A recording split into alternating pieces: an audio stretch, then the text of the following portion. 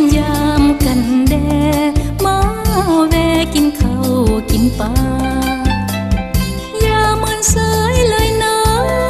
มีเวลาก็มาทำแม่สัญญาขอเชิญมาแวะยามกันแดเด้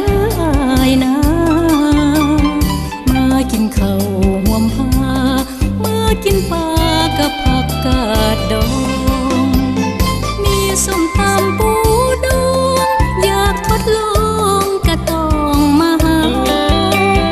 มาถ้าแม่สันนาถ้าเหลือเวลาเฝ้ามาหาอย่าลีลอมาละเว้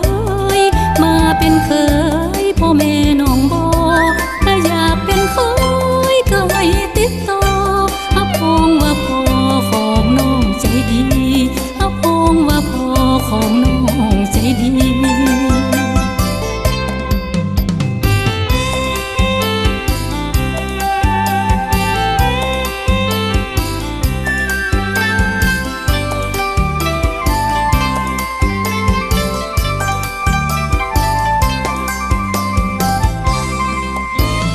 มาเยี่ยมยามกันแด